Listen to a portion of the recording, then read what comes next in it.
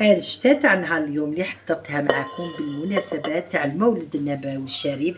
كما تعرفون الشتا العاصمية ديما نحضروها باللت، وزدنا لها هذيك القرفة، وحنا نديرو ديما هذاك البيت يعني باش يزيد لنا شبح في الطبق تاعنا.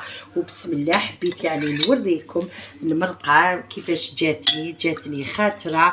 ونقول لكم ديما المرقة تاع الشتا ما تكترولهاش يعني فلفل الكحل، يعني صمت لكم الطبق تاعكم.